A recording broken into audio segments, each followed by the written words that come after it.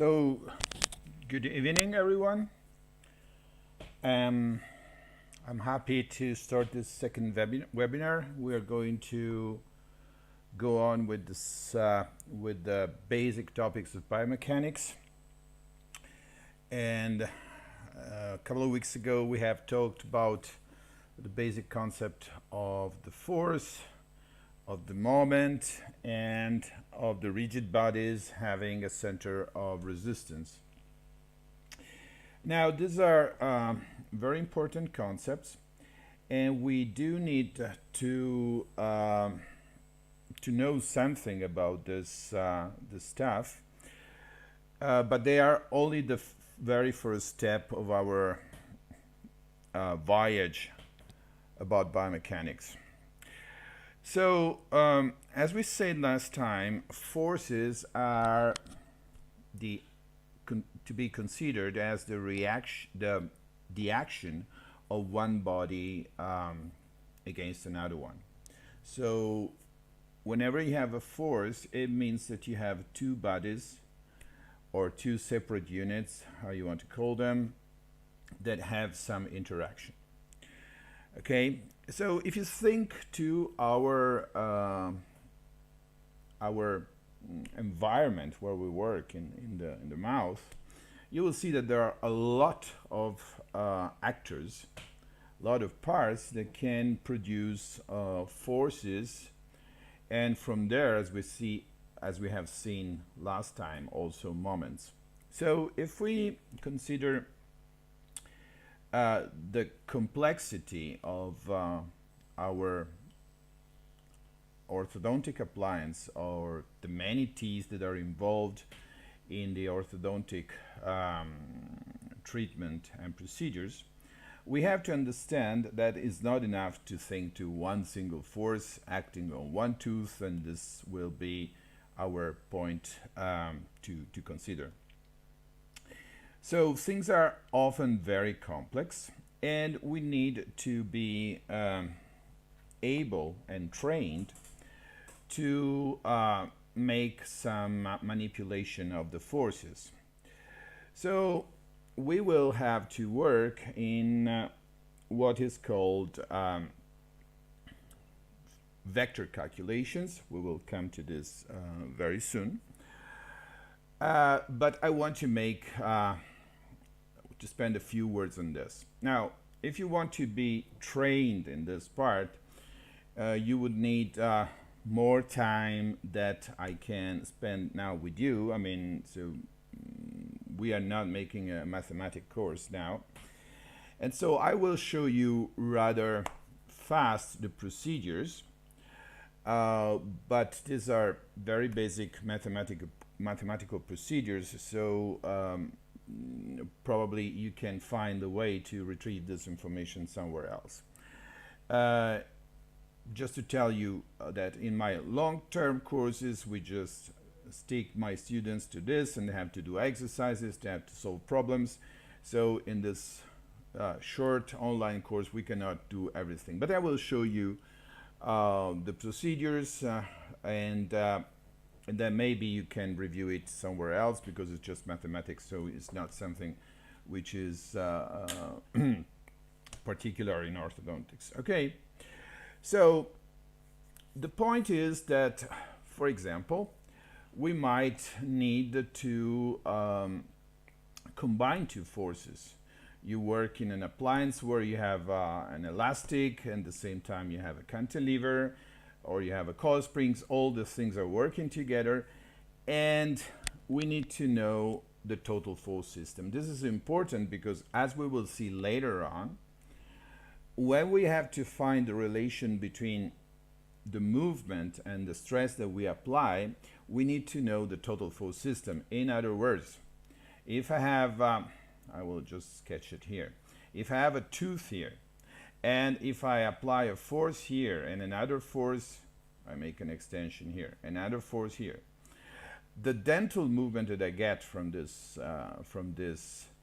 system depends on the sum of these two forces that I call F1 and F2, and I have to know which is the resultant force related to the CR to have any possibility to predict the effect of these two forces. So for me, it is very important and very basic that my students know how to manage those vector calculations. It is true that this can be boring or time consuming, and for this reason we have also developed some software that speed up all kind of calculation for you. But for now, what I want you to understand is that we need this calculation, and I will give you a brief presentation about this mathematics. Okay, so first of all, we have to say that a force is, I think I have, I need to go to another presentation here. Okay, so I'll use this one just to make some sketches because I had another picture in another presentation, so they're a little bit of mess. So when you want to represent a force, first of all, you need to have some reference axis. If you work in 2 dimension, so maybe I repeat this, this will be y and x. If you work, let's make an x better. If you work in 3 dimension, you need to add a z x. Okay, for now we will just work in 2 dimension because it's easier and it's your first step. So when we want to deal with a force and we want to describe a force, we use the concept of a vector because otherwise it's not possible to describe all features of a force. So what are the characteristics of a vector? A vector in this diagram will have a point of application. So I will call it this P, and this point of application will be described with some coordinates. For example, you will write this, it's 5 millimeters, and so you write here 5, and this is, let's say this is 3 millimeters, so you will write here 3. Of course, a point that is located here will have a minus coordinates. Here we'll have minus and plus, and here we'll have plus and minus. So let's go back to our point here. So we have located what is called the point of application of the force. Then from here we can draw an arrow like this. An arrow like this will represent a lot of things. First of all, the length of these arrows here is representing what we call the magnitude. The magnitude of the force is the amount of force. So you can express it, as we said last time, either in grams or centinewton, one or the other. More or less they are the same thing. So if you say I want to apply 100 gram, you can also say I want to apply 1 Newton. Okay, so this is the magnitude. Then you have an angle here, which can be this one, but can also be this other here. And this, we call it the incidence of the vector to the reference axis. So in this case, this angle here, we can call it alpha, is the incidence of the vector with the x-axis. So let's say that this vector is, we can now take away a few things. This vector, we go on describing it as a force of 50 grams with an alpha of 30 degrees. Okay, so 50 grams and 30 degrees. Now we have to define whether this force is, let's say, as an orientation. So this on, we could have a plus or minus force. But first, let's say this, that if you combine the point of application plus the incidence, so the angle, you obtain this line here, which is called the line of action of the force. And this is very important thing, because as we said last time, if you remember this, we have the law of transmissibility. This means that if I have the same force of 50 grams along this line, this will have the same effect, okay?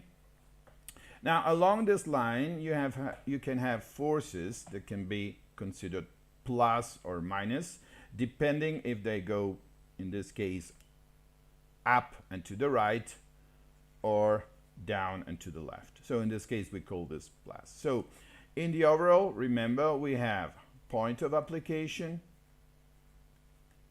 we have magnitude, we have the incidence, and we have the sign of the force, okay? And remember that the incidence and the point of application, so these two here combined create the line of action of the force. So in this way, you know that this is a complete description of a force. You cannot say, look, I will apply an intrusive force. An intrusive force doesn't mean very much. You need to express it, how many grams you are applying, where is the point of application, is it really a vertical force, or is there also some sagittal force? So in other words, if I have this incisor, an intrusive force is this. But very often when we work with our appliance, we can use this and this force. Are these intrusive forces? Of course they are intrusive forces, because we have a component in the y, but there are also components in the x. So we have to describe this thoroughly in order to understand which will be the effect, and by saying this I mean which will be the dental movement. Okay, so we have to describe a force by vectors.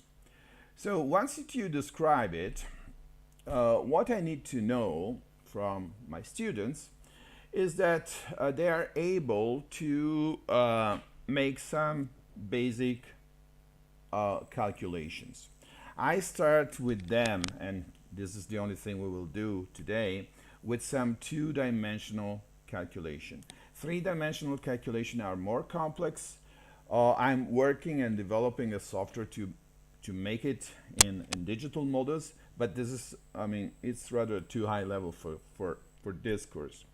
So let's start and discuss this a little bit about the 2D, and we will see also how we can apply the 2D concept and develop also to make some 3D evaluation of our cases. So the first thing we could be interested into is to make the resolution of one force into its component. So our forces are not always purely horizontal or purely vertical, so they are not only on the y and x axis, but most of the time there is a combination of the two components. So a very easy example to discuss for you would be the use of an intermaxillary elastic like this one, and we can imagine that this elastic compared to the occlusal plane has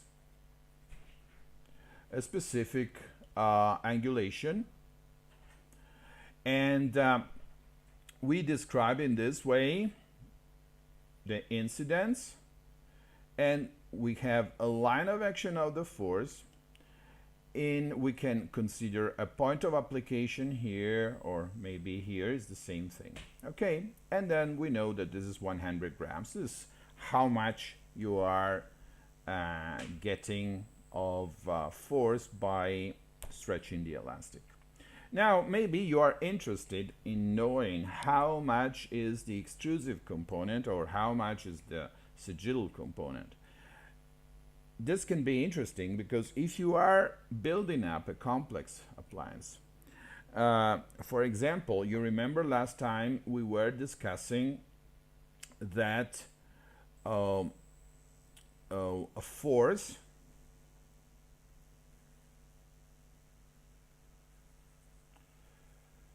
in the occlusal plane.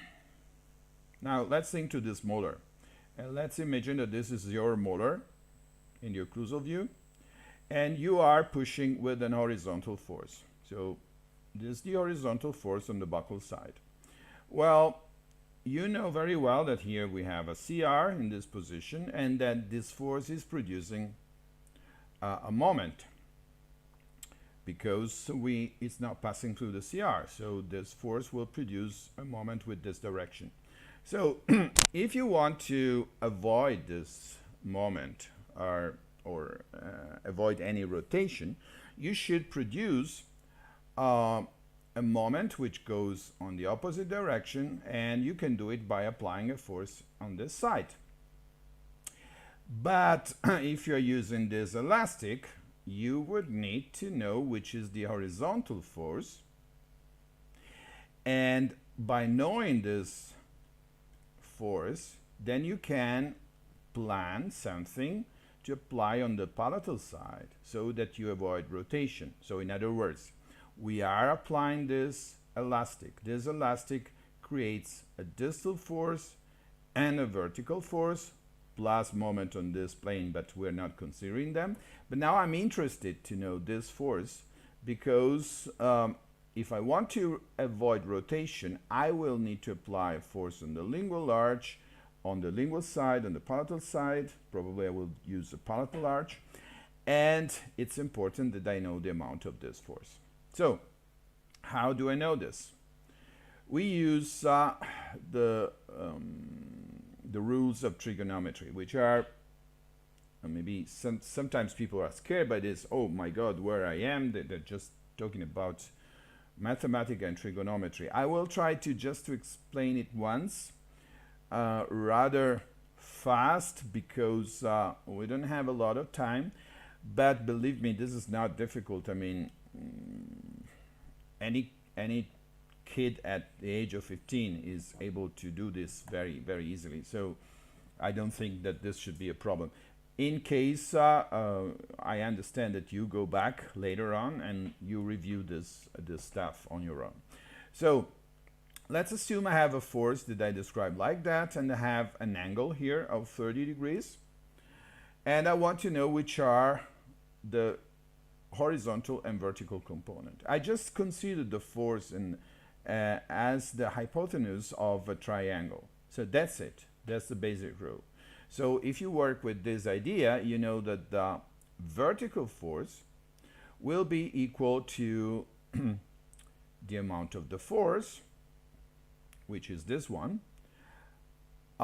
times the sinus of the angle. So which is the rule? Actually, you have to multiply the total force that you have times the sinus of the angle, if what you're looking for is the side of the triangle which is opposite to the angle. So I repeat it, I have this force and I have this angle. If I want to find this side which is opposite to the angle, I will multiply the force times the sinus of alpha, which is this one, okay? But if I want to find this component here, which is the side which is beside the angle, I will multiply force times cosinus, okay? So since the sinus of 30 is 0.5, my resultant force will be 50 grams vertical, and since the cosinus of 30 is 0.86 and having a force of 100, it means that the horizontal part and the horizontal component is 86. Okay, so this is a very basic rule that you need to know when you want to find out the component of one force. Now, I want to be clear on something. I mean, you are not going to make this analysis in the mouth. Sorry, I need to, okay, I will go, yeah, we'll start from here. You're not going to make this analysis in the mouth, because in the mouth you can't draw arrows, you cannot measure angles, and it's very difficult. But what are these calculations that we will discuss today? Why do we need them? Because we can design an appliance. We design the appliance not when we are in front of the patient. We make the design of an appliance when we are on our own, on the table, maybe with our computer, maybe having in front of us the models of the patient and the x-rays of the patients, and there, with some tools that we have developed, we can design the appliance. Okay? So, that's the idea. How we can, this is the same thing that we have seen before. I just changed the angle here. But how do I see that we have this angle here and this force? Maybe I have a cephalometric tracing, and where I see that I have all my teeth here. I apologize for the bad drawing.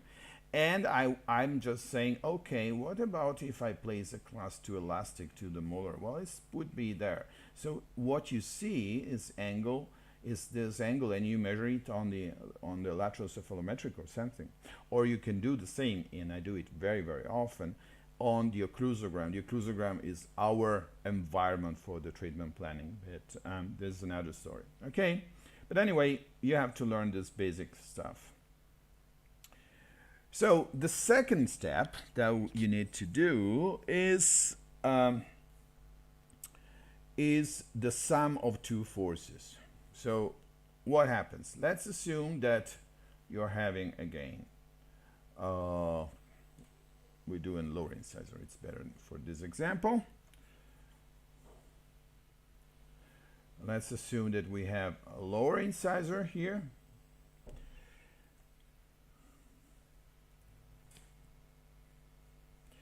And we apply here a class 3 elastic. So we have, for some reason, we apply an elastic here. So that would be better in a canine. We do a canine, which is better. Okay? And we use this elastic. So this is 100 grams.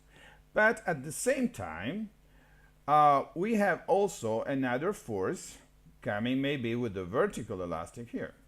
Maybe your patient is an open bite and you want to use a vertical elastic in this area. And so you place another elastic in this direction. Okay? So you measure with your force gauge the forces, and these are the direction. Actually, you can't measure these angles in the mouth. In the mouth, with the force gauge, you can find the component and then go back to the angles. But usually when I would plan this, I would plan it on the lateral cephalometric or on the models, on the digital models and all this stuff. But now let's go back to this and let's see which are the procedure to sum up these two forces. And this procedure is used very, very often when we do have to solve this kind of problems. So you cannot sum 50 and 100. The sum of these two forces is not 150. And what we do need to find, we need to find the resultant. And again, we have to ask ourselves, which is the magnitude. So, which is the incidence, and which is the point of application. But in this case, we don't need anything about the point of application because the point of application is common, and as you will see in this case, that's very simple. So what we are looking now is mostly the magnitude and the angulation of the force. So let's see how we do this.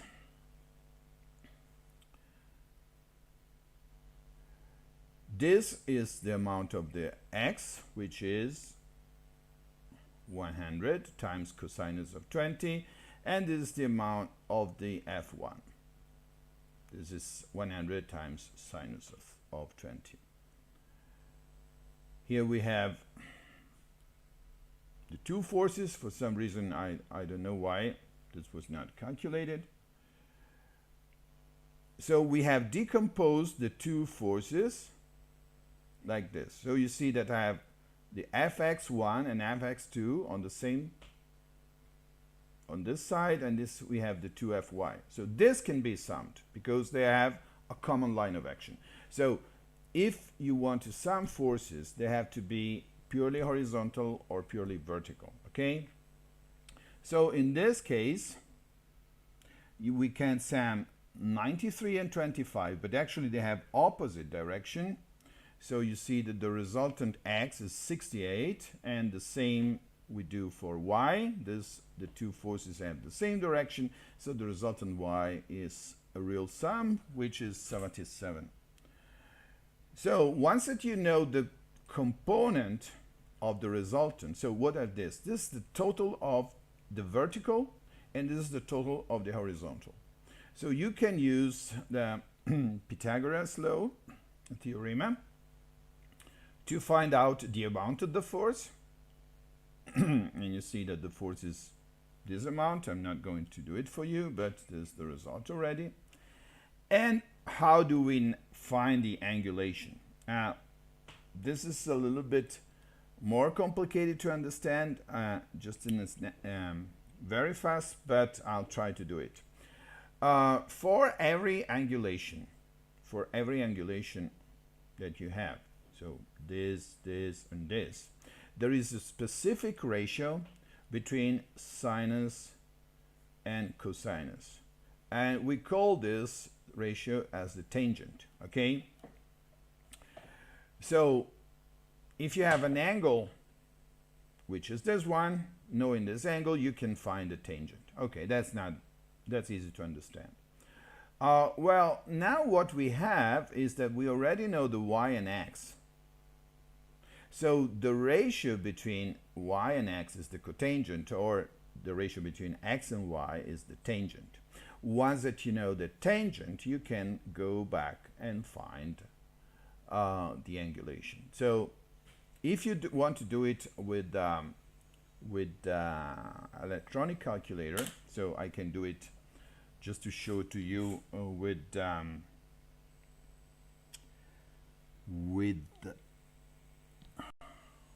Windows calculator.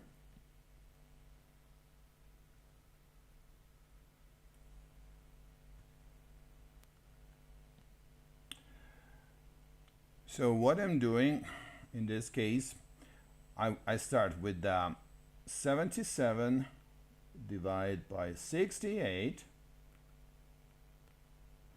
and you see I have this value. Now this value is the value of the tangent. Now if I click here, which makes the inverse function, so I don't want to find the tangent for the angle of 113, but I want to find which angle is corresponding to this number. So I just click here, and you see that here tangent goes to -1, is inverse. And here you get it, the number which I had reported here. I mean, of course, I rounded it because there's no meaning to put all these decimals here. Starting from this ratio between y and x, I find 48. And 48 in this case is the angle that is produced between the vector and the x-axis. If I make the ratio between, here it was y divided x. If I do x divided y, I would have found this angle here. So that's as simple as that. So, okay. We just skip this because I have a better exercise for you. This not very nice. Okay, so you have seen how we can find in our case. So sorry, I go back again to complete. So in this case, what we did is that we started from two forces, the red and the blue, and we combined x and y. We found the resultant force, and we found for this resultant force the angulation. So now we know the magnitude and the incidence, and actually we should need the point of application. But in this case, since the two forces are applied already in the same point, we can assume immediately that the point of application will be the same as the two forces. So we don't have to look for a point of application of the force. Of course, with this, we have the line of action of the force, which is this here, and we have the sign of the force, which is plus for this case. Okay, so again, I have to jump these things I should have taken out, but we go here. So what happens when two forces like this one are not applied to the same point? So just to give you an example, because this is an example that is actually can be used in cases where you want to move this motor to the mesial, make some intrusion and some uprighting of this motor, which is a very complex movement. So I'm proposing to you the use of these two forces. One is an intrusive forces that is applied here at the distal of the tube. And by the way, this line of action of the force is passing through the CR. And then I make an extension of this motor. This can be a very rigid wire. This could be, for example, a stainless steel 21 by 25. And here I use, for example, a class 2 elastic. Okay? Or I could produce this force in many different ways, but just to let you think to something that you can grasp immediately, I'm talking about class 2 elastic. So what is the result of this force, or this force system? Which will be the movement of this motor. In order to understand the movement of this motor, we need to make a sum of these two forces, and only by knowing the resultant force, we will be able to work and find out which is the movement that we could predict. You remember last time I just made a little game with you, trying to see whether you were able to find out and predict the movement. And I think all of you were not able to predict correctly, because the problem is that you didn't know the force system that was applied to the teeth. And therefore, if you don't know the force system, you can go, by common sense, but sometimes common sense doesn't work. So it's better that we start working rather than with common sense, with the scientific sense and mathematical sense. And this means that we have to, if you want to be more reliable, you have to base yourself on science. So in this case, science is mathematics and physics and statics. So let's do this. First of all, we have to find the x and y component here, which are this. This is 120 grams. I multiply for the cosinus, and I find this force. So this is 104. And I find the sinus of 30, which maybe you remember is 0.5, so this is 60 grams. Okay, so I draw it here already. And then F2y, for you're very lucky because it doesn't need any decomposition, because it's already a vertical force. So you just have F2y, there is no F2x. So you make a sum, not of the x, because there is only one x, so I will just repeat it here, but I will sum the 60 gram here, so which is this part here, and the 80 grams, which is F2. So the total forces is, the total y component is 20 grams intrusive. So that's it. So if you want to find out the total amount, we have already said we have the square root of Rx and Ry to the square power, and we find the amount of the force. Now, this is what we have done before. It's, sorry, this there is a mistake. This should be Rx, sorry. And then you get the ratio, you make the inverse tangent, you can do it with the calculators, and you find out 11 degrees. So what is happening is that we are saying, okay, we have a force. Sorry, this is wrong. I'm going to take it out. We have a force, maybe my angulation is not correct, but anyway, which goes more or less in this direction with this degrees 11. And this force is 106. But my question is, where is it applied? So where is the point of application, or at least which is the line of action of the force? Is it here, or is it here, or is it here, or where is it? Because now to have a force in this way doesn't tell me everything, because all this different line of action will produce different moments, and so we will see a completely different movement of the motor. So we need to find out, and we go to the next, which is the total moment that these two forces are generating. So what we do is that we need to measure distances. So that's why here I've written these two numbers, 4 millimeters and 14 millimeters, so that you will find the moments that all these three components will produce. Actually, very easily to say is that F2 doesn't produce any moment. And why is this? By the way, I just take I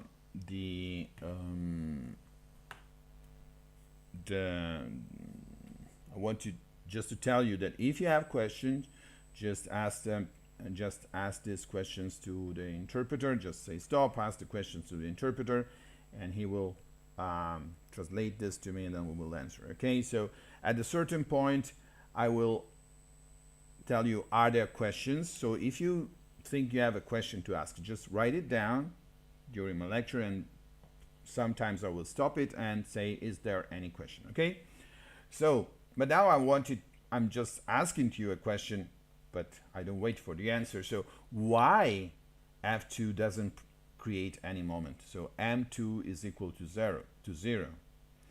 The answer is very easy, because the line of action of the force is passing through the CR. So since we are looking for the moments that we are producing, that these two forces are producing at CR, and this is a good thing because we are interested to know the relation between the resultant force and the CR. As we will see, this is the important thing to predict the movement. So this F2 has a line of action passing through CR, so it doesn't produce any moment. But this is not true for F1x here and F1y here.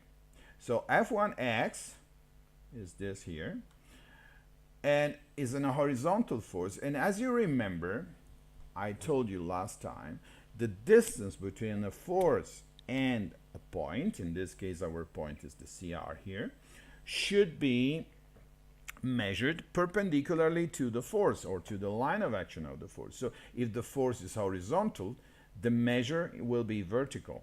If the force is vertical, the measurement needs to be horizontal. So if I want to know the moment that is produced by F1x, I will multiply the amount of F1x, which is 104, times 4. Okay? Times 4. And you remember how you find out the direction of the moment? Just imagine that here we have a wheel, and then you're pushing like that.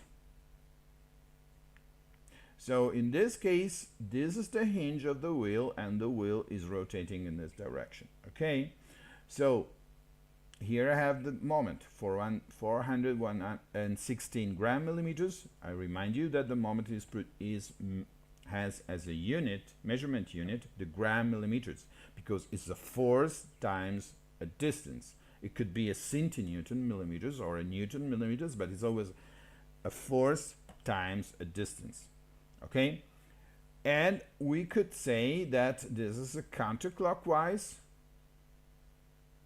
You can represent it with this arrow, or you can say CCW for counterclockwise, or mathematically you can say that counterclockwise are minus in this case, if you have this thing.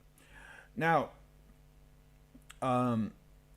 if you look at the my, so the moment that is produced by the y component of F1, you have to multiply the 60 grams, which we have already calculated, times the horizontal distance, which is 14 millimeters.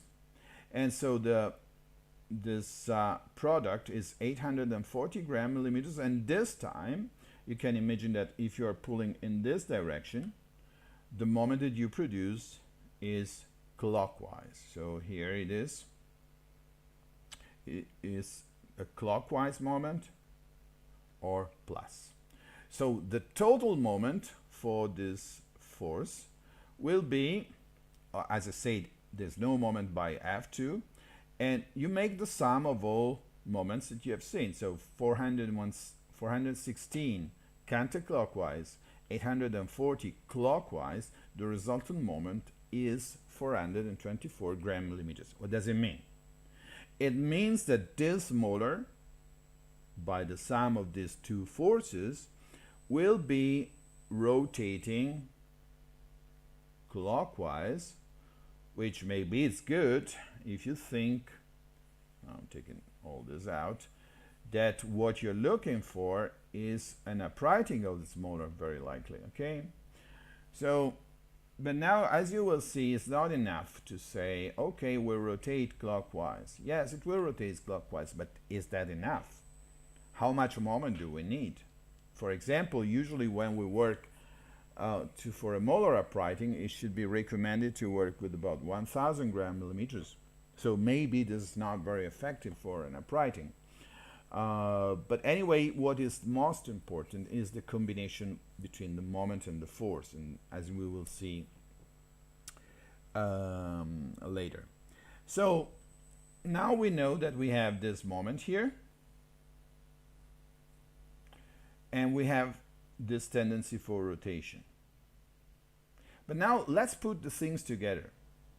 We know that we have a force of 106 grams because we have calculated that. This has an incidence of 11 degrees, so this is the orientation of the force because it's 11 degrees. And we know that this force produces a moment of 424 gram millimeters. So how do I locate this vector in this diagram here? Where is it? Well, remember that the moment that we have calculated is at CR.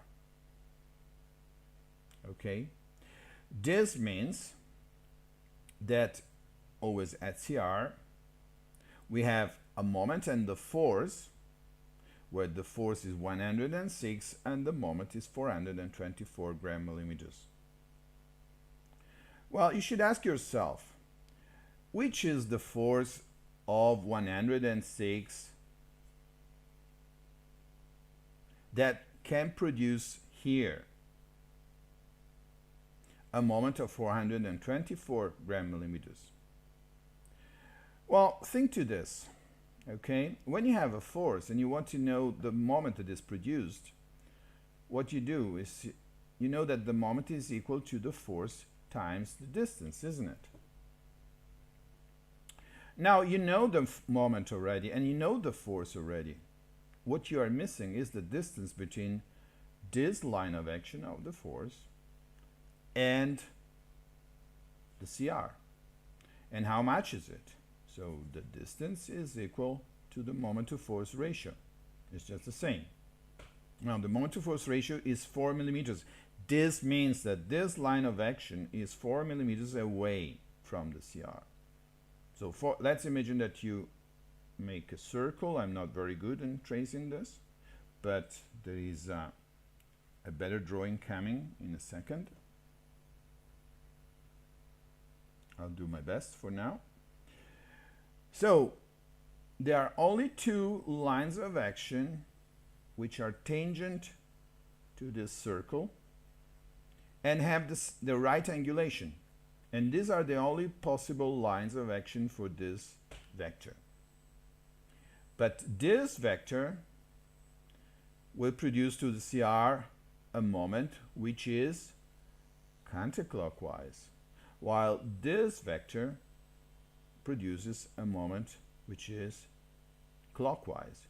So the important thing is that we have this circle with the center at the center of resistance, and this circle has a ray of 4 millimeters.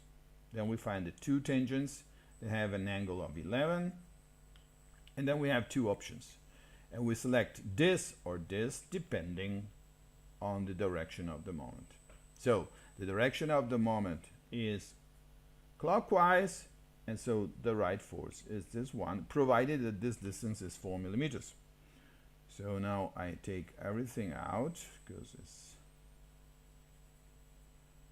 not so nice. And this is better. Okay, so my resultant force is this, that, as we will see, is equivalent to having a force which is the same plus a moment. Okay, so this would be 106 grams, and this would be 424. As you will see, these two force systems are considered equivalent, and we will work on equivalency later. So these are equivalent. I can express the same thing as a single force or as a force and a moment at this point, or maybe as another force and another moment at this point, but we will see this later. So anyway, for what it's worth now, we know that the sum of F1 and F2 will result in this vector here. Okay? Now, I know that I was very fast in describing this, 45 minutes, oh my god, I usually take half a day between exercises and more explanation. But just consider that this part that I've explained to you is really just mathematics, and you can find it in textbook or anything. I don't think that you need an orthodontist to repeat this to you. But it's important that if your interest is to know very well biomechanics, and why you want to know very well biomechanics, for me, the greatest asset I have as an orthodontist, that knows a lot of biomechanics, is that I can analyze my problems and I can design a proper mechanics. So I don't depend on a ready-made appliance. I can do anything I like by thinking, calculating, designing, putting into the mouth. So if you want to do that, you need to do these little calculations. And remember that we have software to do it for you, but it's important that you understand how things are working. Okay, so now is the moment. I take 30 seconds break, 1 minute break, just to drink a little water. And if there is any question, maybe there is not, this is the right time for you to ask questions. And if there are, Julia is going to make the translation for me. Okay? So just a few seconds of break to see whether there are questions.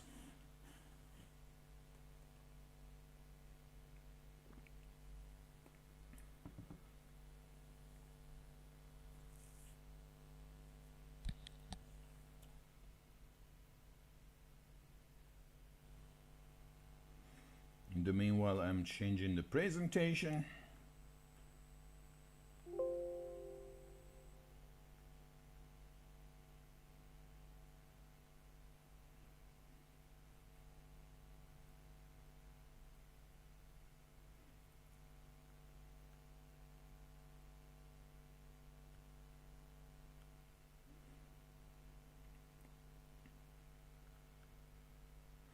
Okay, I don't see any I don't read or hear or anything, any feedback. So we go on with the lecture. And again, just to show you which are the possibilities. As I said, I don't want to bother with 3D calculation, which gets more complicated than this. Yeah, no questions. I could guess it. I mean, it's hard for you to make questions now. I mean, what I want you to understand that you need to have some thinking to this mathematics. If you want, I mean, I'll get organized with you know, the organization, and what I'm thinking is that I could send them some small exercises, okay, and see whether you are able to find out a solution, any of you. So that we're having another webinar in next week on Tuesday, so maybe that you want to try to solve a few problems. Okay, so as I said, we are living in a 3D world. So the 2D analysis is the first step, but actually many times we have to analyze things in 3 dimensions. Again, I don't want to now to work on this because it starts to be quite complex, but just to let you understand that if we have a force, we always have a force in 3 dimensions. So I can represent this force here like this. At the same time, I can have the same vector represented like this. Now consider that the z component, which is this, and this must be the same, otherwise things are not possible. And now with this two representation, there is only one force that can be coming out on this other side, because I know already which is the y component. Let me draw it. I know the y component here, and I know in this case the x component here. So if I know the y and the x, I can represent them here. I can also know the point of application of the force here, and I have this force coming up here. So when we work in 3 dimensions, we have to make the system consistent. We just need to be a little bit more accurate, and then we can go on with our calculations. As I said, this is not something that can be done easily. Just a second, because I'm having a call from the interpreter. Hello? Hello, Dr. Fiorelli. I'm sorry, I had for 3 minutes my electricity went off. Oh. And of the last 3 minutes, I was not translating. I apologize. Okay, so I will repeat the last slide where I was talking about the 3D definition. So I have understood that we had a problem with the interpreter that could not translate this. So I will repeat this slide here. And if there is any problem, please let me know again, okay? So I will repeat what I was saying here. Maybe some of you have understood the English, but you didn't get the translation.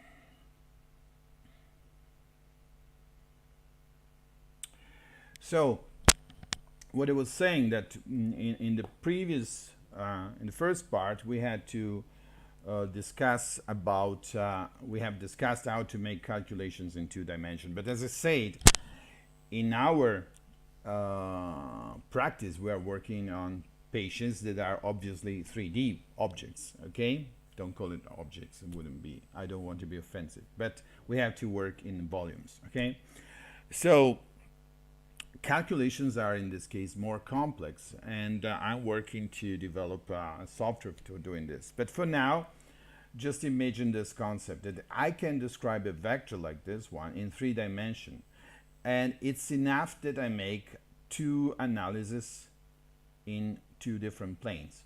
For example, this vector can be described on the frontal view, and here you have the Z component and the Y component here. And as you see, the Z component is again here, but I don't have the Y component in the occlusal view. But in the occlusal view, in this case, we have the X component. So at this point, if we have two views like this two here, we have the three components. So we have the Z and the Y. The Z is repeated here, but then we have the X, which is this one. Now here we can describe this force because we have the X and Y component, while the Y is coming from here and the X is coming and the X is coming from here. So it's a little bit, is of course more complicated, and that's why we have to do this analysis mostly with computers. And but the reality is that if we want to work in precisely, very often we have to work with 3D vectors. So I'll keep you updated because we have some this software that is under development now. But the idea is that, as you see here, that we start from a software that makes the analysis in 2 dimensions. This is the analysis between the force vector and the movement we get in 2 dimensions, and we will pass soon in 3 dimensions. So I will discuss this somehow later. Other concept that we need to discuss is the couple of forces. So in the previous webinar, we have discussed about the moment, and we say that the moment that we usually represent with this curved arrow like this one gives to us the tendency of an object for rotation. Rotation means that the mass of the rigid body doesn't move, but and so the center resistance, the center of the mass, if you are talking about an object in space, is not moving, but there is a revolution of the whole body around this center. Okay? So, and we express, yeah, again, sorry. Hello? Hello? Hello?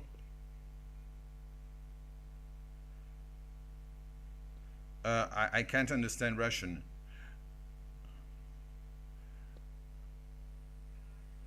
Yeah, what's going on? What's going on?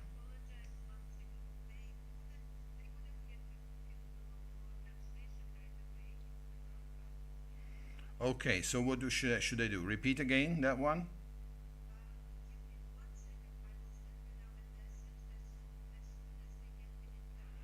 Okay, so I will. We have a few minutes break until we are able to restart. Okay, no problem, no problem. Okay, just waiting.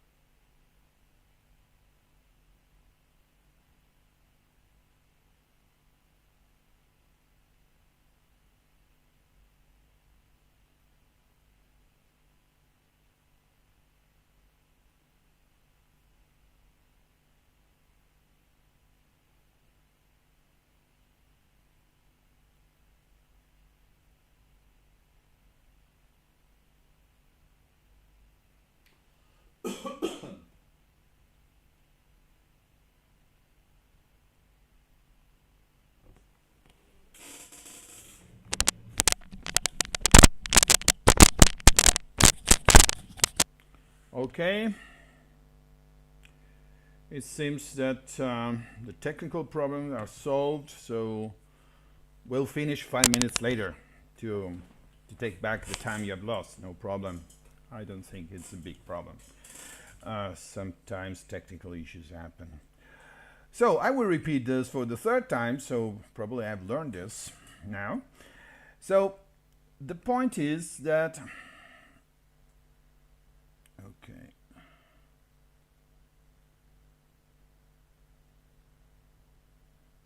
something happened now to my presentation. I don't know what. There's a picture missing. But anyway, just let me see. Now I have a problem. Yeah, no, it's here. Okay, now it's back. Okay, what I was saying, let's hope that we are over with technical problems, that we have seen analysis and mathematics on 2 dimensions, but as I said before, we have always to consider that we are working in 3 dimensions in our mouth, of course. Of course, it's easier, and for the didactic reasons, it's better for me to start teaching this stuff in 2 dimensions. But most of the time, when you make an analysis of your biomechanics, you will need to make a 3-dimensional analysis. Sometimes this doesn't mean that you have to make very complex calculation, but maybe you have to repeat the analysis on 2 planes. Anyway, let's assume that I want you to understand this, that when you draw a vector on one plane, and in this case I'm working on this plane here, sorry. What did I do? Okay. And I'm working on the frontal plane, so I draw this vector. So this vector has a vertical component here, and I'll draw it red so we see it better, and a transversal component. Okay, we call this Z and we call this Y. So I might decide to represent the same vector on the occlusal view, okay? And also in this frontal view, I know also the coordinate Z and Y for the point of application. Now, when I got here to the occlusal view, I know the Z, so I know that this point is here, but I need some more information. For example, how deep is here? Might be here, or it might be here, or it might be here, because from this view you don't see it, okay? And you also miss something that you don't have here, okay, is the x component. Which is it, the x component? The x component is this here. So I just drew something like that. So what I need is the x-axis as for the point of application and the component in x. So now you have everything you need, because you have z and y here, you have z and x here, and you have the x component here. And with this, there is only one possibility to draw a vector on this side, and I do it here. These are the 2 components, and this is the force. Now, I know that this can be very complicated at start, so with my students, I let them train a lot on 2 dimensions before starting to work on 3 dimensions.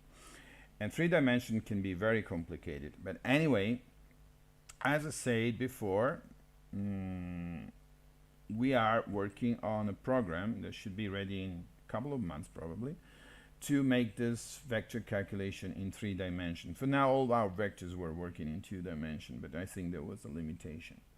And this will be important because by these vectors that we find by this calculation, these are always related, as we will see in the next part of the webinar, with the movement. So we need to find this vector, this resultant, because only by knowing this vector resultant, we can predict the movement, as you will see here in the software, but we will learn how to do it with some approximation manually, okay? So, last concept that I want to discuss before going to the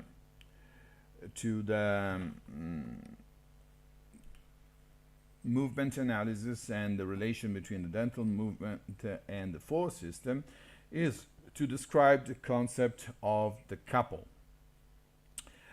We said last time that if you have a force which is not passing through one point, in that point we have a force and the moment, okay?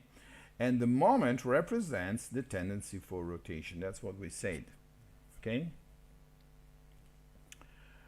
Now, as you understand, this tendency of rotation, it always depends on the effect of the force. You cannot have a tendency for rotation without having a force acting on a tooth or on an object, more generally. We know that this moment, again, is the force times the distance. There's the distance and there's the force.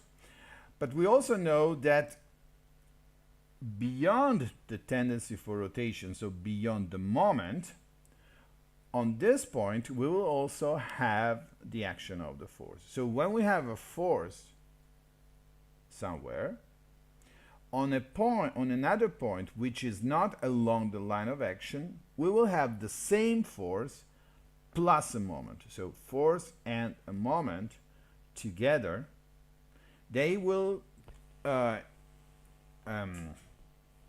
be what we call the equivalent force system. So in this way, we will apply force and moment at the same time.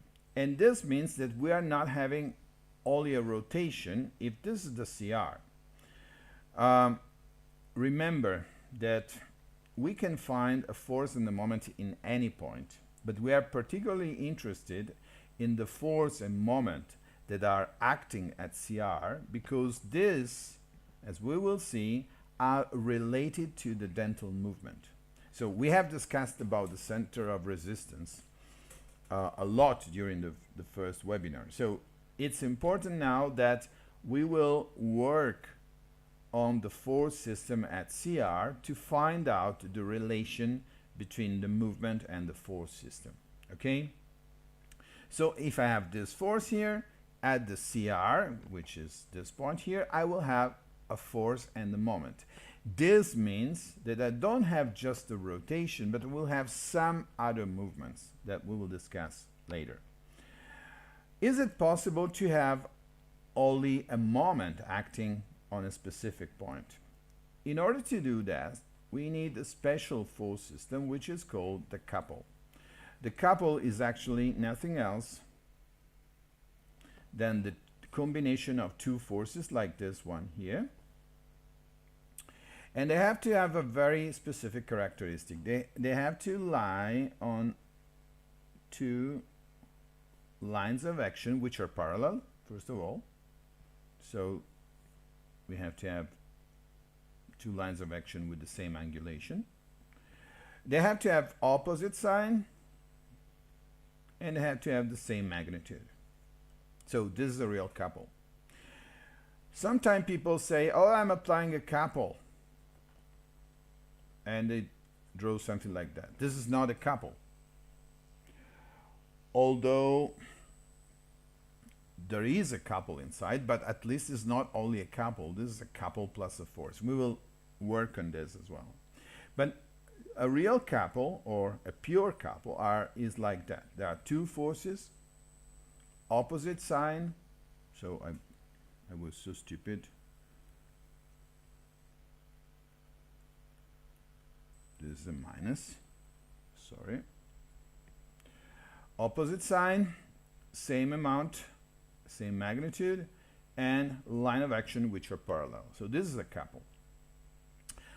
These two forces produce a moment and no force, and the moment is equal to the amount of the force, one of them, you don't have to make the sum of the two forces, only one of them, times the distance.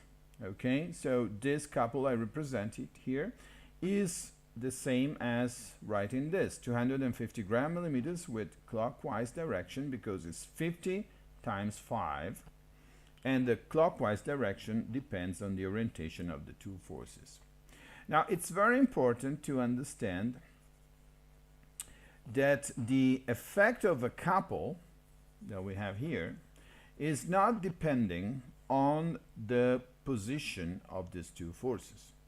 In other words, let's assume that I have an object like this one, and I have these 2 points with 50 grams and 50 grams, and they produce this 250 gram millimeters. But I could obtain exactly the same thing if I apply these two forces here, provided that they have 5 millimeters distance, and these are 50 grams and 50 grams. So what is the meaning of this? It means that a couple gives the same effect anywhere in space, and we can demonstrate this very easily. And after that, we'll leave a little bit of mathematics and speak a little bit of things that may be more exciting for you. And let's see. Let's demonstrate this. Let's imagine that we want to see the effect of these two forces in 2 points. One is this here, and one is this here. Okay? So let's assume that here we have 3 millimeters of distance from this point and this point. So now, let's see, the 50 grams, this is halfway, so this is 2.5 and this is 2.5.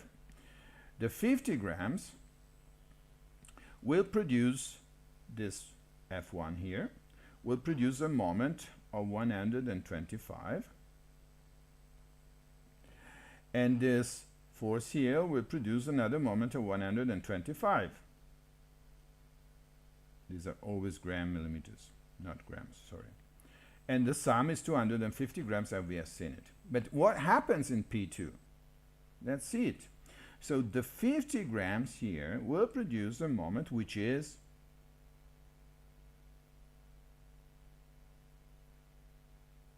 which is in this direction, so it's clockwise, which is 50 grams times 8 millimeters, because it's 5 plus 3.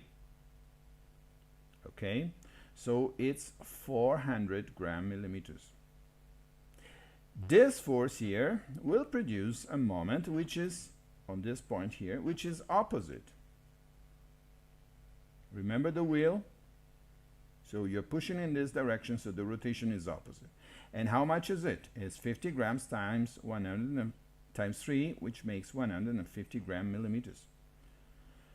Now if you make the sum, 400 minus 150 makes 250 gram millimeters. So it's exactly the same amount of the moment in this P2. What this little demonstration tells you, that if you have the possibility of placing, it's not easy, but now theoretically let's think to this.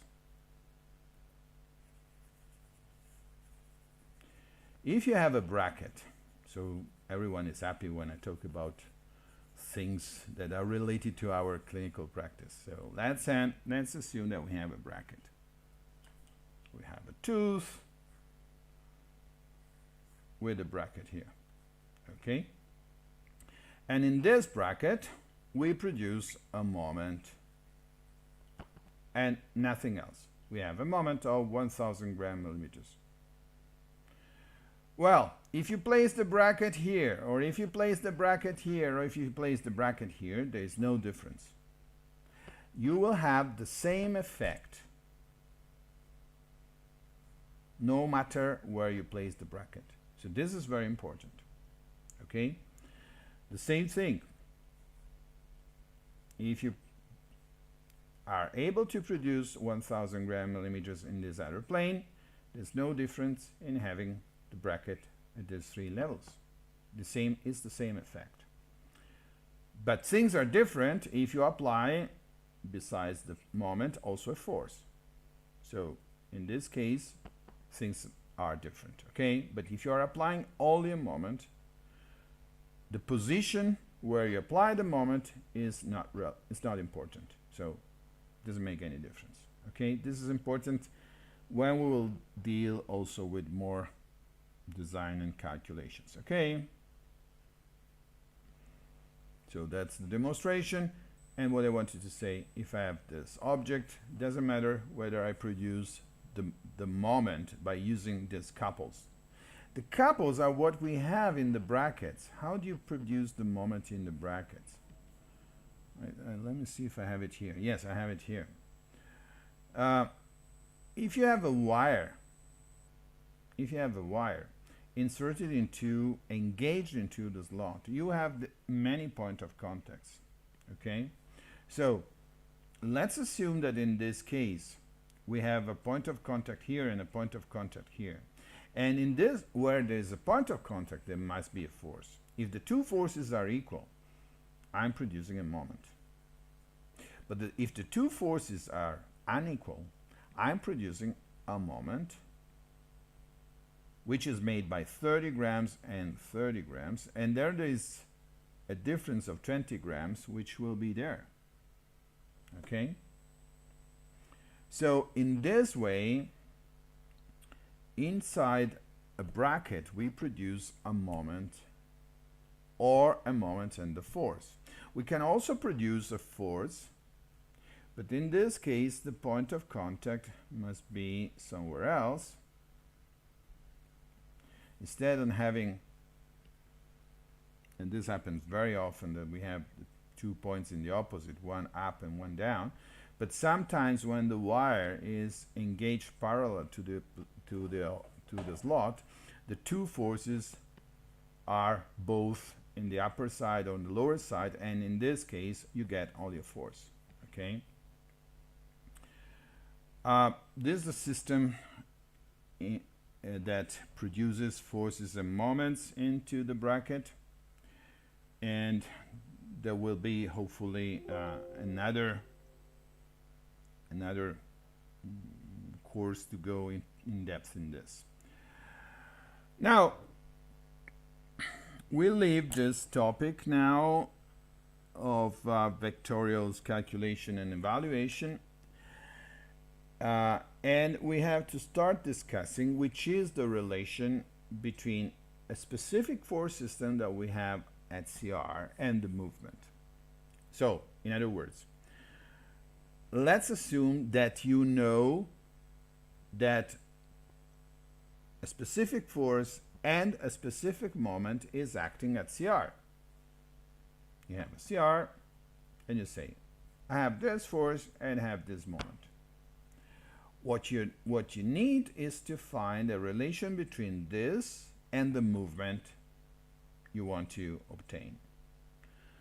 The other thing is that you have a specific movement, that for now we'll just write movement, and you need to find a force and the moment. We will describe this better. That we will call force system at CR that is able to determine this movement. In other words, this movement is nothing else than your treatment goal. So you want to displace this tooth or this group of teeth in a specific way. Let's call this the movement. And you want to find which is the force system to obtain this movement. This is the very basic concept to design anything which makes sense. So first you have to establish which is your treatment goal. So first you say, I need this movement, and then you find the force system. Okay? So there are two ways. The first is to analyze the result of a given appliance. It's useful, but even more useful is this thing here. You want to know which is the needed force system for the movement you want. So, and this is a very, very basic concept again. In this course, you will have mostly very basic course concepts. I know that. So, let's say that when I talk about the force system at CR, and let me change the color again.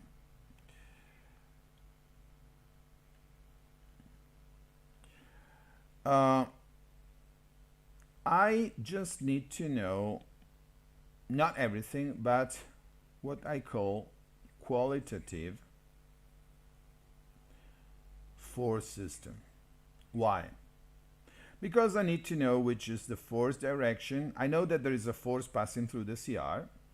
I just want to know which is the angulation of this force and if it is up to the right or down to the left.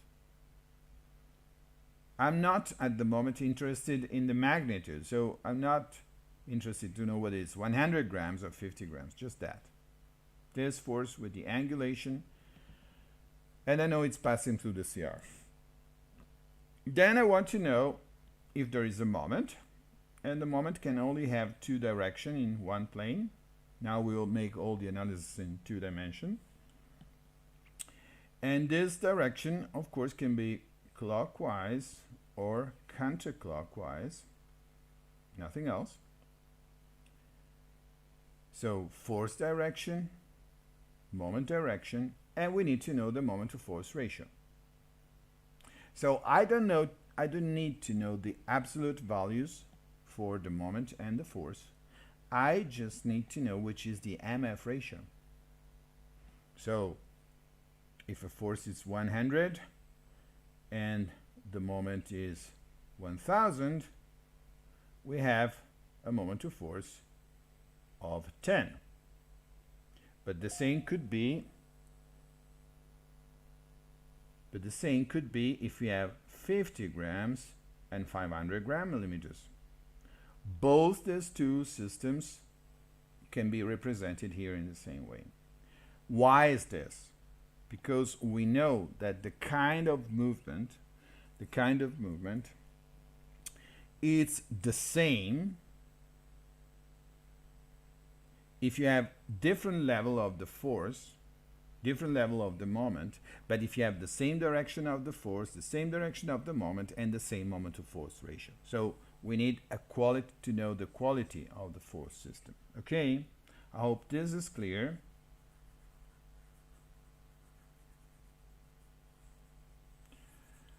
And remember this, there is a univoc relation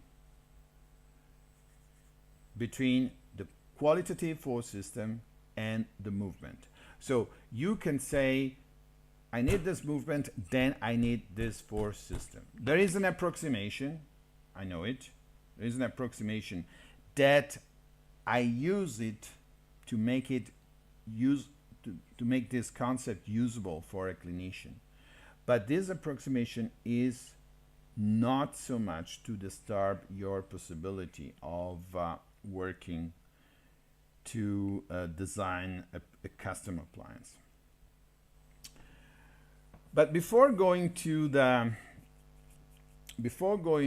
relation, we have to talk a little bit more about the dental movement, because the dental movement must be described with numbers. Because if you want to find a relation between movement and the force system, since the force system is described mathematically with vectors, you have to do the same with the dental movement. You cannot say, oh, I want an intrusion. Can you give me 30 seconds, please? I just came in. It's an urgent matter, but I will be here in 30 seconds.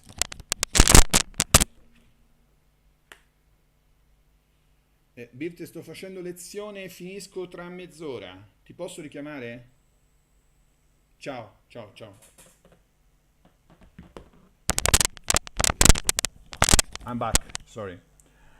As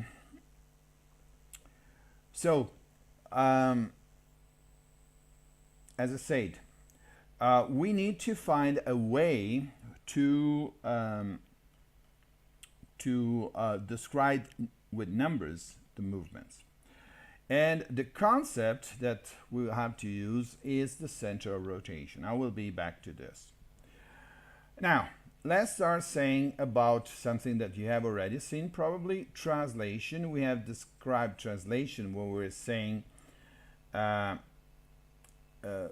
we were talking about the possibility of having, when we were describing the CR. The CR is that point, then when crossed by a force, will be generating a translation. That's why you know already the term. And you see that we have different kind of translation. Here is a force that passes through the CR with this line of action, and then we have a translation. So what is the definition? That all points are passing through, are moving, sorry, with line of action, with path, not line of action. So these lines are all parallel. So this point is moving here, the CR is moving here, the incisal edge is moving so, and they create lines which are parallel. And the same applies with different forces that passes, all of them are passing through the CR, but in this case all points are moving with different angulation, but they're still all parallel, okay? So these are different kind of translation. In 2D, you will have, of course, the possibility of having translation in 360 degrees, and of course, things are in the volume is even more complex. I will skip this because this is a little bit more complex and I don't want to discuss this. Now, the pure rotation is another, the translation, let's say the translation is one limit movement, okay, is where when at the CR you only have a force, okay. If you have a force, whichever is the direction of the force, you will have a translation. Of course, there are different kind of translation depending of the angle of the force. Then there is the pure rotation. The pure rotation is defined as a movement where the CR actually does not move. So in this case, you have the CR, which is now moving, but all the other points are rotating around the CR. Of course, you can have a rotation in one direction or in the opposite direction. And this is generated by the action of a moment with no force. So in order to have a pure rotation, you have to have a special condition at CR where you have only a moment. How can you get it? Okay, I apply a couple. So, for example, in this case, if you want to have the moment, pure moment, you can have it if you have, for example, a force here and another force here. In this way, in the bracket, you are producing two forces. And these two forces, if they are the same, let's say 500 grams and 500 grams times this distance, they will produce this moment of 1000 gram-millimeters. And then you will see the tooth rotating like this. And as we said, yet in this case, there's absolutely no difference if the bracket is here or here, okay? But you can also produce a moment in different ways. For example, when you work with aligners, you might have an aligner pushing here. The plastic is pushing here, but it's also pushing here at this level. And the two forces are applied so to produce a moment. The only thing that we are asking is that the two forces are equal and have the opposite, have parallel line of action. So if you apply a moment, in any way you can do it with different kind of couples, you will have a pure rotation with the CR that is not moving and the rest of the body that is rotating around the CR. So these are two extreme movements, but what we need to do more is to discuss what happens in the most of the cases where at the CR you have both a force and a moment. What you have is what we call combined movements, where you have part of translation and part of a rotation. So just imagine that in this case we apply to this tooth a force with this direction, and this generates a translation. So the tooth is passing from position 1 to position 2, and then we can imagine that once it's here, we apply a moment and you have your rotation. So the CR is not moving anymore and we have the rotation. This is not what it's really happening. It's just a description that can be used to let the students understand what is happening actually if you apply at the same time the force and the moment. You don't have first a translation and then a rotation, but we have the two movements that happen at the same time. So you have a combined movement where you have both translation and a rotation. There can be with different amount of translation and rotation. And you understand that in this way there are really an infinite number of possibilities of having a movement. So you can have different direction of the force, different direction of the moment, and different combination between the amount of force and the amount of moment that will give more translation of more rotation. So how is it possible to describe a movement just by saying I will do some intrusion? An intrusion would mean that you have a vertical force passing through the CR, and that's it. So if you mean that, that's okay. But if you have also a moment, is that just an intrusion? Yes, it is an intrusion, plus you have some rotation. But maybe your force is oriented like that, or is oriented like that, or maybe the moment is different, and the MF ratio that we will see can be different. So there is a lot of many different movements that we have to learn how to describe, and we will describe this with the concept of the center of rotation. So let's see what is the center of rotation, and this is, in opposition to the idea that we can describe the movement with words. I mean, when I started to learn something about mechanics, there was the habit of saying, okay, and there is still this habit, okay, we have what is called an uncontrolled tipping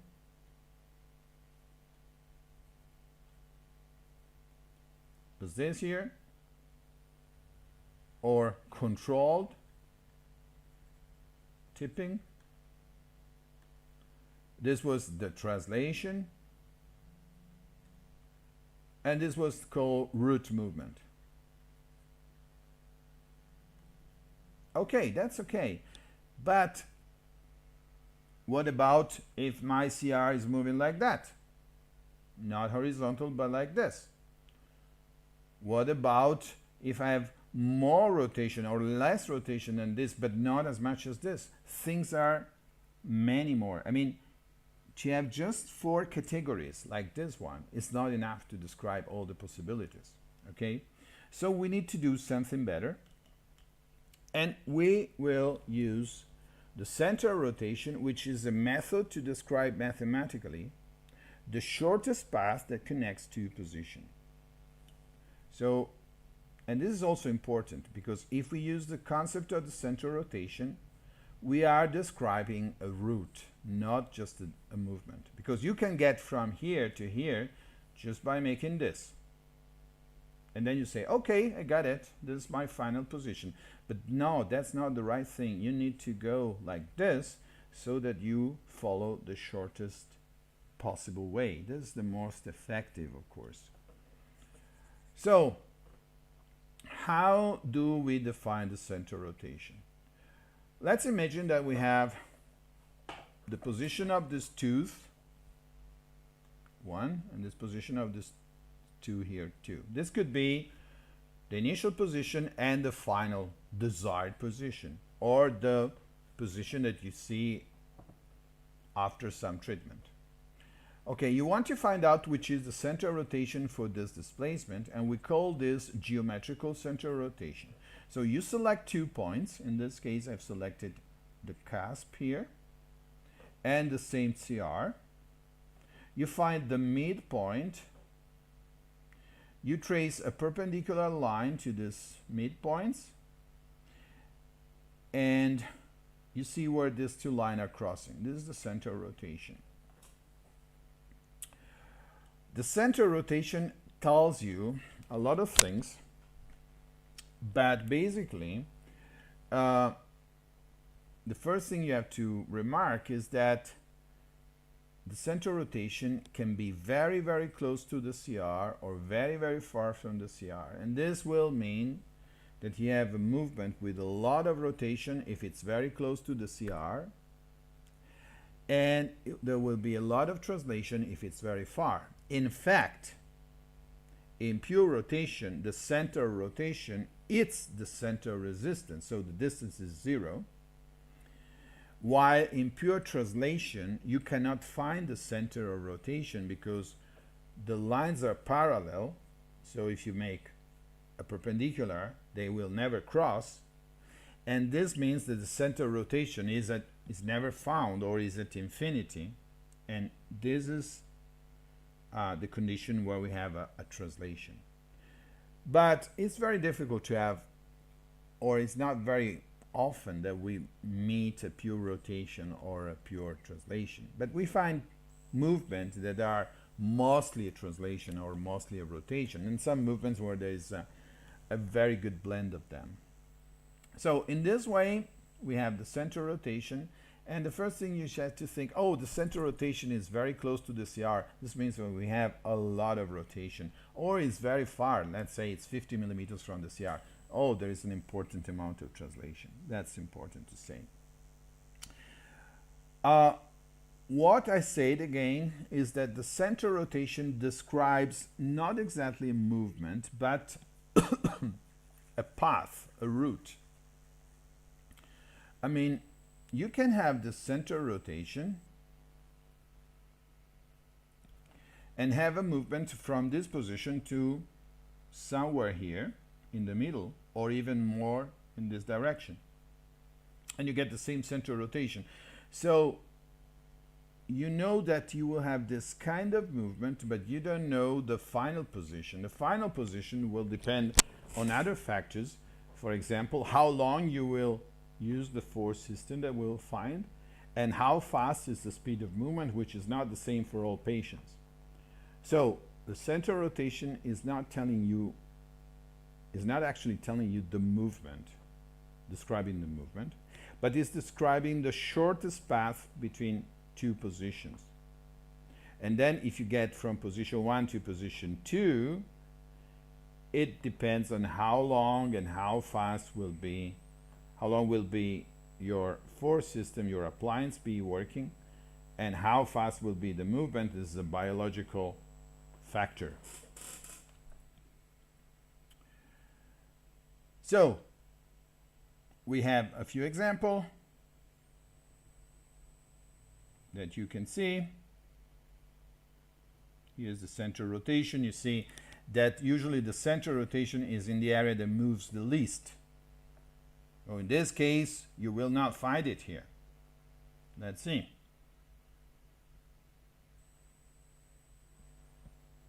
As you see, the center rotation is very understandable, can be sometimes inside the object or the tooth, but very often it's outside.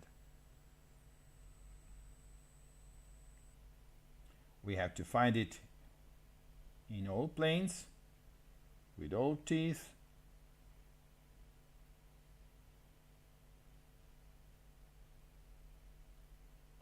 But now what we need to know is, okay, now I know that this movement is described by this center rotation. Now tell me, Giorgio, please tell me, what do I have to do to get this? Because this is just a description of the movement. Now I need to know which is the force system that will give to me this movement. And now we are going to describe this. But let's say again let's resume what I've said. The distance between the center of rotation and the center of resistance expresses the ratio between the rotational and translational components of the movement. If you have a very large distance, you have a lot of translation and not so much rotation. If you have a very short distance, you have a lot of rotation and not so much translation. Remember that the pure translation has a center rotation located at infinity. That is the same to say there is no center rotation. While in the pure rotation, the center rotation is coincident with the center resistance. This means that the distance between center resistance and center rotation is equal to 0. Okay? Now, let's start thinking on how we can find a relation between the movement that from now on is the position of the center of rotation and the force system. Now, if we have a translation, remember that we place a force here and we see that all points, including the CR, will move along lines that are parallel to the force. Okay? This is not 100% correct. I mean, if among you there is an biomechanics expert, probably he knows that this assessment is not really correct, but is an assumption, an approximation I need to do in order to let clinician be able to work with something that can be really usable. This is not really true because the ligament is not isotropic, and so you might have a force with one direction and the movement of the CR is not exactly the same, it's not parallel to the line of action of the force. But it's really impossible for an orthodontist to consider the factor of the anisotropy of the ligament during the treatment planning and the mechanics design. So my suggestion, and I've been working like this personally, and all my students do work in this way, that you consider the ligament as isotropic, and this brings to you to a little approximation, but this is fine. Okay? So for now, let's assume that if I apply this force, the CR is moving like this. So let me get here. And all the points are moving like this. You also know that if you apply a moment, this has no influence on the position of the CR. In fact, in pure rotation, the CR is not moving. So if you have the force, you know that whatever, if there is any, whatever is the moment, if there is any, the movement of the CR will be along the line of action of the force. Okay? So let's assume that here we have applying this force, and we don't know if there is a moment. In all cases, I know that the CR will be moving along this line. Doesn't matter if there is a moment and which direction is the moment. It doesn't matter which is the moment to force ratio. Now, if the CR is moving in this direction, The CR could be one of the points that I use to build up the center of rotation. Okay? And this means that what we call instantaneous center of rotation, see it's right in here as well, must be located to a line which is perpendicular to the line of action of the force. So if I apply this force, I will never expect to have a center of rotation here, or here, or here. But I should look for it on a line which is perpendicular to the line of action of the force. Now, if I add a moment, and here I'm using a clockwise moment, I know that the center of rotation will be on one side of this line. And to know which side, I need to draw the two forces, in this case like that, with the 2 points of the arrows on the same side. So look, this is a clockwise moment. I could draw it also like that, but don't do it. Let's always draw it like that, with the 2 arrows with having their points on the same side. So the concavity of the moment now, it's always looking toward the center of rotation. So the center of rotation must be somewhere along this line. Cannot be here. Okay? So if the 2 arrows representing the force and the moment acting at the CR are drawn pointing at the same side, the center of rotation will be located on the side of the curved arrow concavity. So on this side here. Now our last question is, which is the distance? How far is the CR, the center of rotation, from the center of resistance? And in order to know this, we need to relate the distance with the moment to force ratio. So remember, the distance between these 2 points, center of rotation and center of resistance, expresses the ratio between the rotational and translatory components of the movement. We said that. Very far, a lot of translation. Very close, a lot of rotation. Okay? That's what I said. And this distance, and so the amount of rotation and translation, is related to the moment to force ratio. And now we are going to discuss this relation between the moment to force and the distance between the center of rotation and the center of resistance. Now this is a part that has been studied a lot by a lot of researchers, and I could go to describe a lot of these papers, which were very complex. And these are the main papers that you might start to study. These were the first and most important, but I would say that if some of you are interested, I would just start telling them to study this too.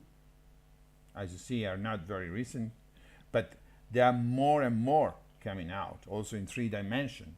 But to start with, I would start to read these 2 papers here.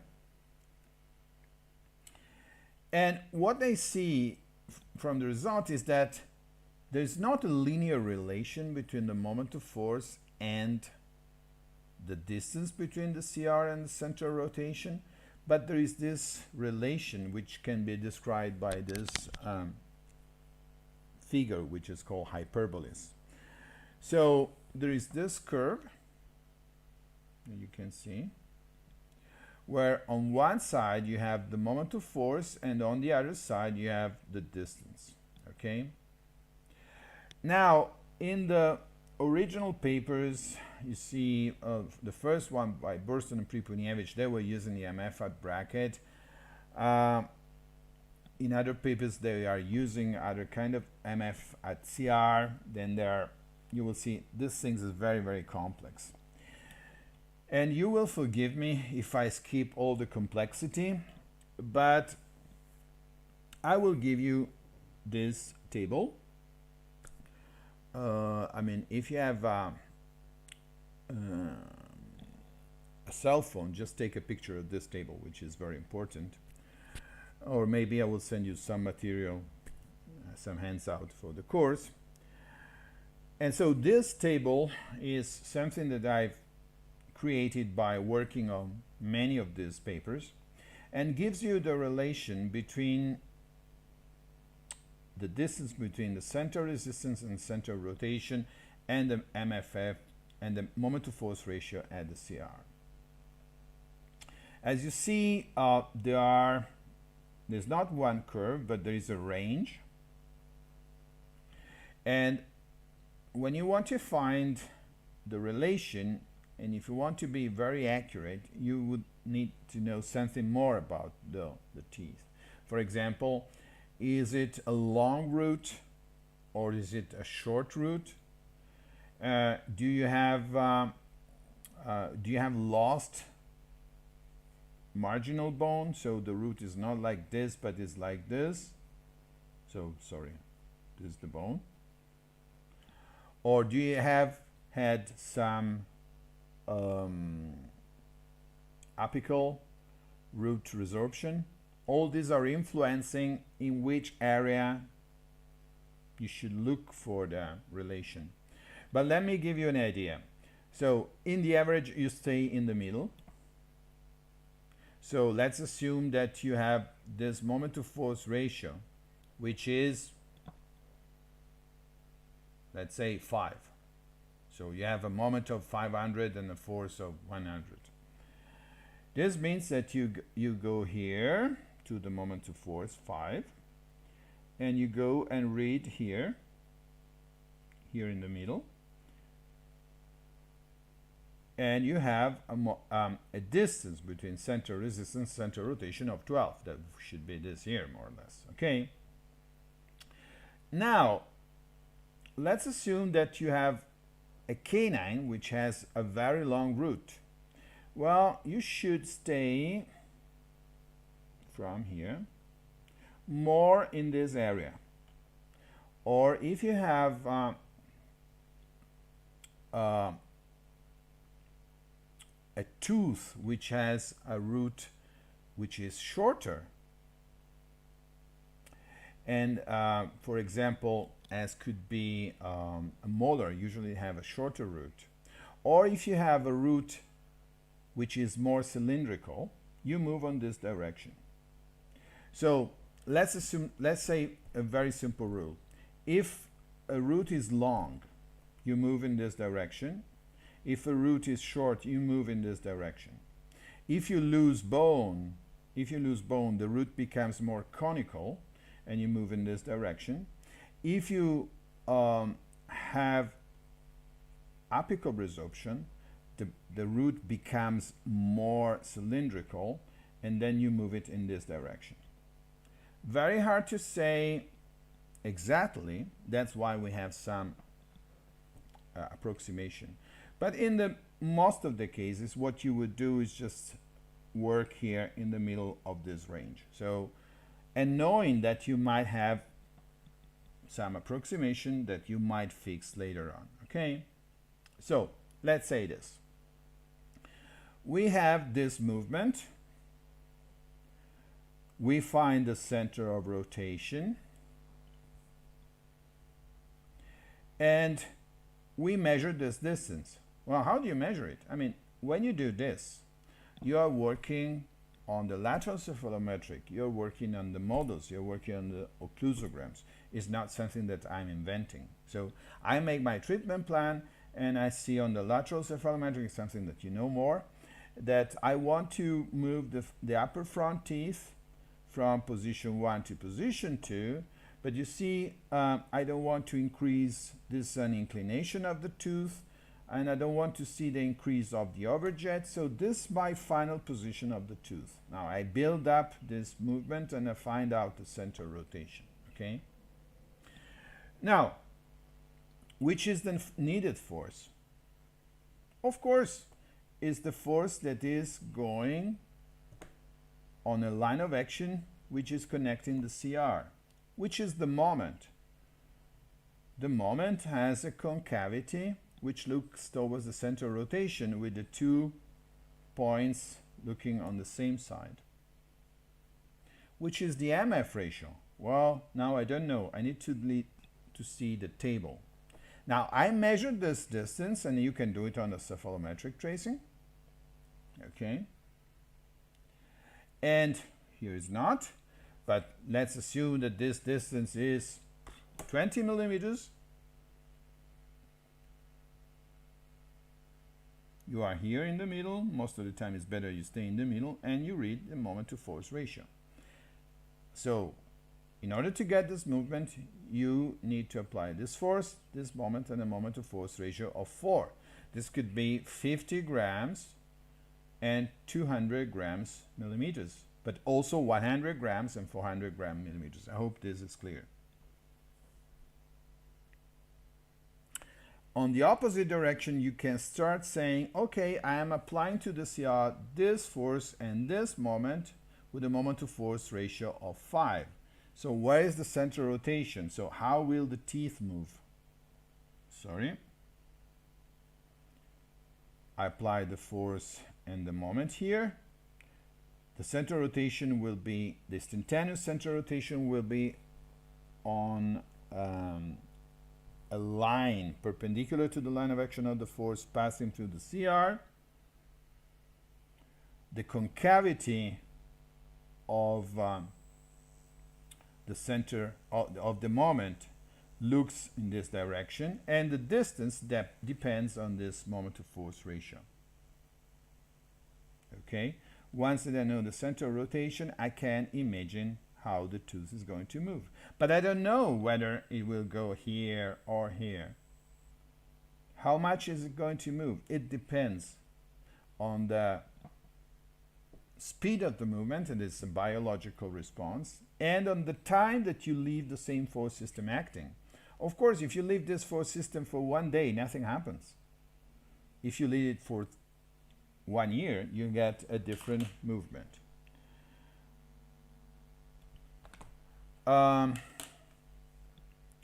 So remember that the force system is related to the center of rotation. The center of rotation gives to you a path, but doesn't tell you which is the final position of the teeth. Okay? So I would say that we are now at the time for finishing, but we had a little break, so we could use this time for questions. And I hope there are some questions now, because I said a lot of things. And maybe, I don't know how it works, but you could have the opportunities to receive this. I know that I've been very, very fast because I had to discuss a lot of things. But for now, I can only ask you if you have questions, and we can spend 5 more or 10 more minutes to answer 2 questions. Next webinars, we will discuss about equivalent force system, and then we'll start discussing about equilibrium. So, if there are questions, I'm ready to answer.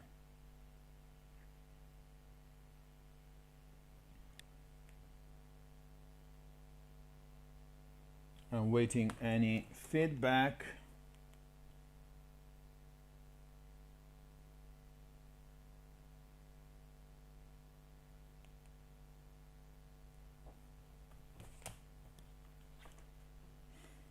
And the interpreter will write me down if there is any questions, so ask questions in Russian to the interpreter, and I will read it.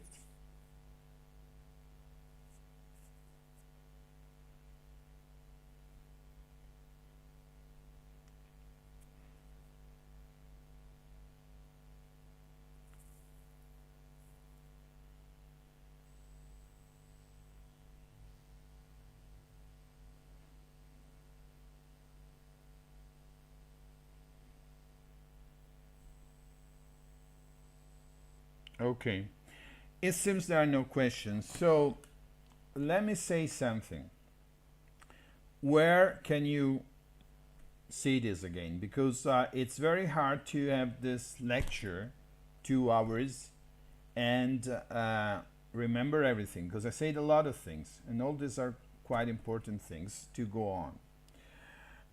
One possibility is that you buy the recordings of these lectures. I know that Hoyes is going to arrange something. Don't ask me how much will be the cost or whatever. We have to discuss it, but let's say that in the next days we will arrange this at latest by next week. So you will have the possibility to buy the recordings of all 4 webinars. Of course, you can buy a book, and I remind you that you could buy the book from Burston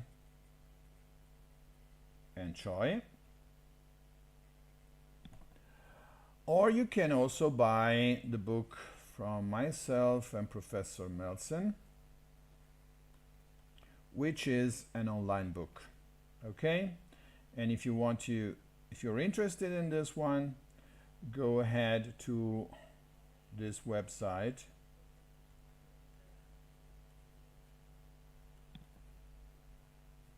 biomechanics.com.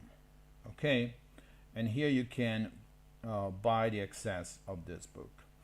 Both things are okay, and you will, of course, in these books there's much more than what I've been discussing in these 2 hours, but that's the best reference I can give to you.